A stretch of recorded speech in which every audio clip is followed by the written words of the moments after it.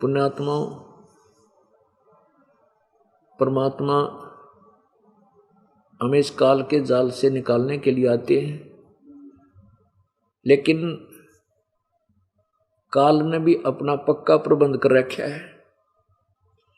ये काल भगवान क्या करता है? ज्योति निरंजन ब्रह्म, जो ब्रह्मा विष्णु महेश का पिता है, दुर्गा का पति है, ये क्या करता है कि अपने नकली दूत, ये ऋषि महर्षि, इनको भेज देता है और इनकी बुद्धि पर पत्थर डाल देता है।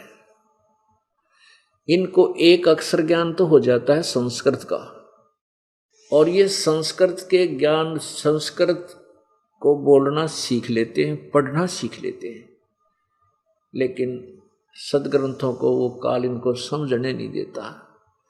अन्य प्राणी, अन्य जो जनता होती है वो अशिक्षित, और वो काल के दूत एक शिक्षा प्राप्त है, तो उनको काल ज्ञान देता नहीं। वो दंत कथा इधर की सुनी उधर की सुनी, फिर संस्कृत में बोल बोल के सारी दुनिया को भ्रमित कर देते। तो वो भोली जनता ये समझ लेती है कि तो महर्षि पढ़ा है, ये तो बड़ा जगत गुरु दिखा है, बड़ा बढ़िया बोलता है, क्या बात कही। तो पूर्ण रूप से पूरे मानव समाज में भक्ति रूपी अज्ञान का अड़ंगा भर देता है। वो तो चाहता है कि इनको भगवान का ज्ञान ना हो। वो कौन है परमात्मा, इनको किसी प्रकार पता ना लगे। ये मुझे या मेरे पुत्र ब्रह्मा विष्णु महेश को परमात्मा मानकर इन्हीं में अपना जीवन बर्बाद करते रहे। अब पुण्यात्माओं, इस बात का प्रमाण आपके समक्ष है कि पवित्र गीता जी, पवित्र चारों वेद, पवित्र 18 पुराण और महाभारत, ये सब संस्कृत में लिपिबद्ध शास्त्र सदग्रंथ है, लिपिबद्ध किए गए थे। लिपिबद्ध करने वाला कौन है? श्री वेद व्यास जी, जिनको कृष्ण द्वैपायन भी बोलते हैं। और इन पुराणों को, इन वेदों को और गीता जी को 5500 वर्ष से ये अज्ञानी ऋषि महर्षि को हमें ब्राह्मण गुरु को आवे थे, ये पढ़ते आवे थे, पढ़े थे, औरों को भी पढ़ावे थे, और शिक्षा भी कहे थे कि नित्य गीता का एक पाठ कराया करो, एक अध्याय का। लेकिन किसी को कै खे का पता नहीं था इनमें लिखा क्या है, ये संदेश क्या दे रहे। ऐसा क्यों था कि काल भगवान ने सबकी बुद्धि ऑफ कर दी, इनके अज्ञान रूपी मोतिया बंद कर दिया, जिस कारण से ये विद्वान नजर आवे थे, पर विद्वान कति नहीं थे, 1% भी विद्वान नहीं थे। इनको ज्ञान ही नहीं था, ना ब्रह्मा जी को ज्ञान, ना विष्णु जी को ज्ञान, ना शिव जी को ज्ञान। फिर ये ऋषि महर्षि, इनके पुजारी नीचे जो आके यहाँ ये प्रभु पाक रहे थे, स्वामी महर्षि को आवे थे, इनको तो कहाँ से ज्ञान होना था। पुण्यात्मा, यहाँ थोड़ी सी बात गड़बड़ हो जाती है कि ये दास ब्रह्मा विष्णु महेश को ये कहे कि इनको ज्ञान नहीं था, और इन वशिष्ठ मुनि जैसों को भी ज्ञान नहीं था, नारद जी जैसों को भी ज्ञान नहीं था, और विश्वामित्र जैसों को भी, भारद्वाज जैसों को भी ज्ञान नहीं था। तो पुण्यात्मा, जिस रंग में हिंदू समाज रगा हुआ है, कति स्वीकार नहीं करे, और इस दास को न्यू सोचा है तो कति मेंटल आदमी है, जो किसी महापुरुषों को कह कर इनको ज्ञान नहीं है और अपने आप को विद्वान सिद्ध करना चाहता नहीं। दास का कति प्रयत्न नहीं है, और न ही कोई महिमा की भूख है, क्योंकि महिमा इसमें हो ही नहीं सकती। वो तो मूर्ख और अज्ञानी सोचेगा कि मैंने न्यू कर दिया, मैंने ये ज्ञान दे दिया। यो ज्ञान तो परमात्मा ने पहले सदग्रंथों में लिखा हुआ है, ना हमारा बनाया हुआ, और ना हम बनाएंगे वो ज्ञान नहीं, क्योंकि वेदों के विरुद्ध होगा। अगर हम वेदों वाला ही कहते हैं तो वेदों में लिखा है, गीता जी में लिखा ही है, तो उस ज्ञान को समझना हमारा काम है और समझाना प्रभु का। कबीर परमेश्वर की दया से हमारी बुद्धि ऑन होगी, हमारा आंख वो अज्ञान रूपी मोतियाबिंद का ऑपरेशन हो गया, अब मुझे दिखाई देने लग गया। और यहाँ एक हॉस्पिटल बना दिया बरवाड़ा में सबके मोतियाबिंद के ऑपरेशन करने का, यानी आपका भी अज्ञान रूपी मोतियाबिंद का यहाँ ऑपरेशन होगा और कितने पृथ्वी पर नहीं है। अब यहाँ थोड़ा सा प्रसंग है तो इसको कुछ प्रमाण देने पड़ेंगे। बगैर प्रमाण के ये शब्द जो दास के मुख से निकले हैं कि ब्रह्मा विष्णु महेश और ये ऋषि महर्षि अज्ञानी थे, तो एक बार तो श्रद्धालु ये समझेंगे कि ये बहुत कड़वी बात कह रहा है, ऐसे वचन नहीं बोलने चाहिए इस संत ने। पुण्यात्माओं, सत कड़वी होती है और कड़वी बिना, जैसे कुनीन एक औषधि होती है, गोली होती है कुनीन की, और वह खूब कड़वी होती है और वो खानी पड़ेगी, उसके खाए बिना वो रोग कटे नहीं। तो ये सत्य कड़वी है, इतनी कड़वी है कुनीन जैसी, लेकिन एक बार इसने ग्रहण कर लेना, इसको गले से उतर जाने देना, फिर देखना ये कैसे रंग लावली।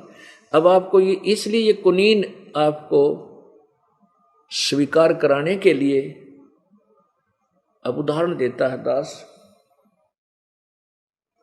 ये है श्रीमद् देवी भागवत, ये दास की बनाई हुई नहीं है, वेद व्यास जी की लिखी हुई है, इन ब्राह्मणों का अनुवाद किया हुआ है ऋषियों का। दास तो आपका पढ़कर सुना होगा, इसमें क्या लिखा है ये देखो। ये है गीता प्रेस गोरखपुर से प्रकाशित है, श्रीमद् देवी भागवत, संपादक हनुमान प्रसाद पोदार, चमनलाल गोस्वामी।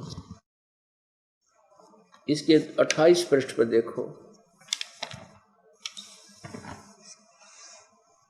ये पहला स्कंद है, पृष्ठ 28, या नीचे आइए।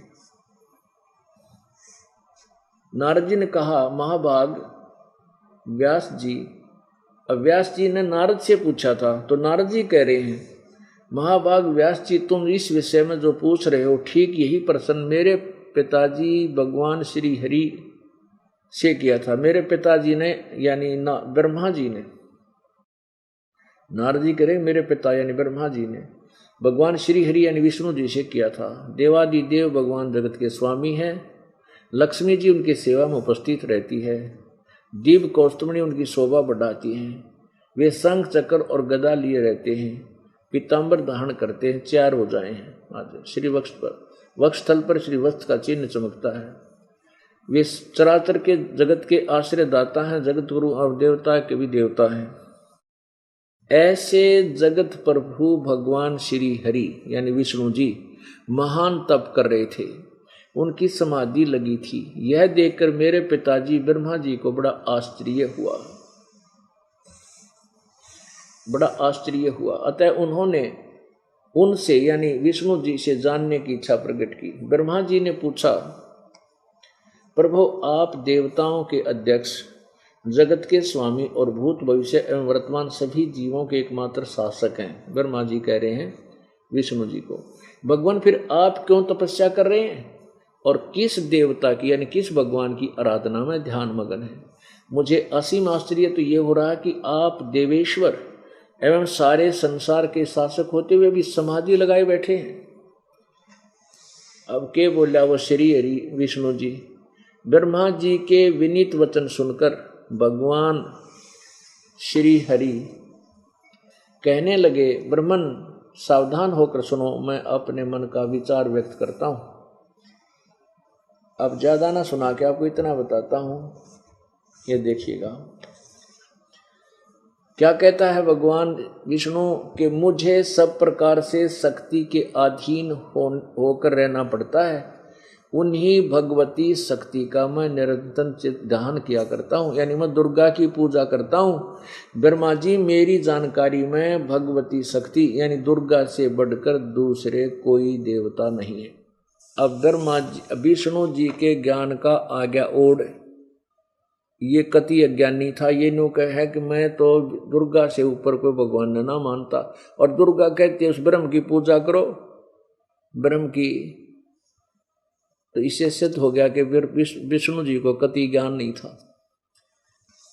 आगे देखो, अब देखो 562 पृष्ठ पे इसी पवित्र देवी भागवत महापुराण के 562 पृष्ठ पे देवी क्या कह रही है।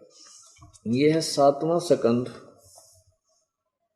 और पृष्ठ 562।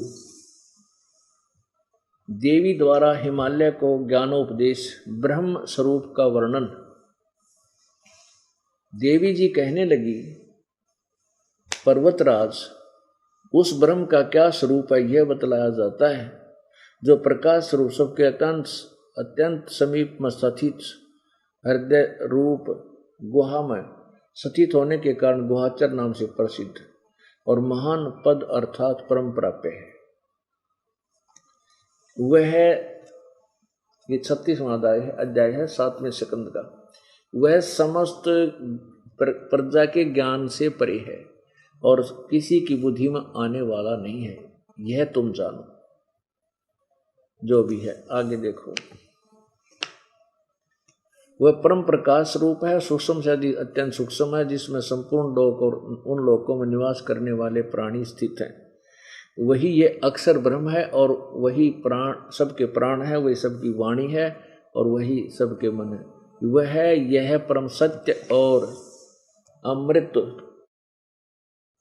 अमृत अविनाशी तत्व सौम्य है। सौम्य उस वेदने योग लक्ष्य का तुम वेदन करो, यानी उस ब्रह्म की साधना करो, मन लगाकर उसमें तन्मय हो जाओ। सौम्य उपनिषदों में कथित। अब देखो इस दुर्गा की बुद्धि देख लो, ये क्या कहने लगी थी यहाँ पर कि जो परम प्रकाश रूप है, जो सूक्ष्म से अत्यंत सूक्ष्म है, जिसमें संपूर्ण लोक और उन लोकों में निवास करने वाले प्राणी स्थित हैं, वह अक्षर ब्रह्म है। और वही सबके, यहाँ अक्षर ब्रह्म बोल रही है, देखना आगे, वही सबके प्राण है, वही सबकी वाणी है और वही सबके मन है, वही परम सत्य और अमृत अविनाशी तत्व है। सौम्य उस वेदने योग लक्ष्य का तुम वेदन करो, मन लगाकर उसमें तन्मय हो जाओ। सौम्य उपनिषदों में कथित महान अस्त्र रूप धनुष लेकर उस पर उपासना द्वारा तीक्ष्ण किया हुआ बाण संधान करो और फिर भावनागुप्त चित्त के द्वारा उस बाण को खींचकर उस अक्षर रूप ब्रह्म को तुम लक्ष्य बनाकर वेदन करो। परवण पर ओम धनुष है, या कह रहे हैं, देखो यहाँ से शुरू करा था अक्षर ब्रह्म, और यहाँ आकर खड़ी होगी, या देखिए कहते उसका ओम तो नाम है, ओम तो धनुष है, जीवात्मा बाण है और ब्रह्म को उसका लक्ष्य कहा जाता। ये ब्रह्म ने कहा ब्रह्म को लक्ष्य बना। यहाँ क्या कह रही है कि उस अक्षर ब्रह्म को ही तो लक्ष्य बना। देखो तीसरी लाइन पे बदल गई, अक्षर ब्रह्म, यहाँ कहती है अक्षर ब्रह्म को लक्ष्य बना, यहाँ कहती है उसका ओम नाम है और ब्रह्म उसका ब्रह्म है और ब्रह्म को उसका लक्ष्य कहा जाता है। यहाँ अक्षर ब्रह्म या ब्रह्म। आगे देखो, यहाँ देखते हैं वह कहाँ रहता है ब्रह्म, वह सबका आत्मा ब्रह्म, ब्रह्मलोक रूप दिव्य आकाश में स्थित है। अब ये तो इतना खिचड़ी ज्ञान है इन देवताओं का, ब्रह्मा विष्णु महेश। और दुर्गा कहती है, विष्णु जी तो कहते हैं मैं दुर्गा से ऊपर किसी को भगवान देवता नहीं मानता, मेरी समझ में तो इससे बड़ी कोई शक्ति नहीं, कोई भगवान नहीं। दुर्गा कहती है कि उस उड़ज पुड़ज कर रही है, कदे अक्षर ब्रह्म कहती है, कदे कहीं ब्रह्म कहती है, और वो कहती है उस ब्रह्म की पूजा करो, वो ब्रह्म लोक में रहता है। गीता जी अध्याय नंबर 8 के श्लोक नंबर 16 में लिखा है कि ब्रह्म लोक तक भी गए हुए फिर भी पुनर्जन्म में आते हैं, उनकी पुनरावृत्ति होती है, जन्म मृत्यु में रहते, वो अविनाशी पूर्ण मोक्ष प्राप्त नहीं करते। अब इन ब्राह्मणों की, सतयुग के ब्राह्मण कहते हैं बड़े विद्वान हुआ करते थे, वेदों के पूर्ण जानकार थे और वह दुर्गा की पूजा करा करते। थारा गजब वही हो। ये देखिएगा वही श्रीमद् देवी भागवत, और ये स्कंद, छठा स्कंद, और यहाँ प्रश्न नंबर 414 जन्मेजय ने पूछा, महाभाग किस युग में कैसा धर्म का स्वरूप है कि संपूर्ण विषय को विशेष रूप से बताने की कृपा कीजिए। व्यास जी बोले, नर्प शार्दूल, अभी इस पुराण का लेखक बोल रहा है, हे राजन, यह निश्चय है कि सतयुग में ब्राह्मण वेद के पूर्ण विद्वान थे। ये ब्राह्मण कौन है? वशिष्ठ जी, नारद जी, ब्रह्मा जी और ये सारे विश्वामित्र, भारद्वाज, सारे ब्राह्मण को आया करते, ऋषि कहो चाहे ब्राह्मण को। यह निश्चय है कि सतयुग में ब्राह्मण वेद के पूर्ण विद्वान थे। उनके द्वारा निरंतर भगवती जगदम्बा की आराधना होती थी। अरे तरह के जो वेद में कितने भी भगवती की पूजा का नामो निशान नहीं, ना गीता में। अब देखो, भगवती का दर्शन करने के लिए उनका मन सदा ललायित रहता था। गायत्री के ध्यान, प्रणाम और उस जप में वे अपना सारा जीवन व्यतीत करते थे। माया बीज का जाप करना उनका प्रधान कार्य था। प्रत्येक गांव में शक्ति यानी दुर्गा मंदिर का उद्घाटन हो, यह इस विषय उनकी बड़ी उत्सुकता थी। प्राय सब लोग सत्य, दया और शौच से के युक्त होकर अपना कार्य संपन्न करते थे। तत्व ज्ञान के पारगामी उन ब्राह्मणों द्वारा जो भी कर्म होता था, उसमें सत्य, शौच और दया, ये तीनों गुण निहित रहते थे। ये काट दिया रोग। कहते हैं सतयुग में ब्राह्मण वेद के पूर्ण विद्वान होते थे और भगवती की पूजा करते थे, मंदिर बनवाया करते थे। थारा गजब भैया। परमात्मा कहते, निरंजन धन तेरा दरबार, निरंजन धन तेरा दरबार, जहां पर तनिक न न्याय विचार। भाई वैश्या उड़े मुल मुल खासा, गल मोतियों के आरे। वैश्या उड़े मुल मुल खासा, गल मोतियों के आरे। पति भरता को मिले न खादी, व सूखा निरस आहार, निरंजन धन तेरा दरबार, निरंजन धन तेरा दरबार, जहां पर तनिक न न्याय विचार। भाई पाखंडी की पूजा जग में, संत को कहें लबाड़े। पाखंडी की पूजा जग में, संत को कहें लबाड़े।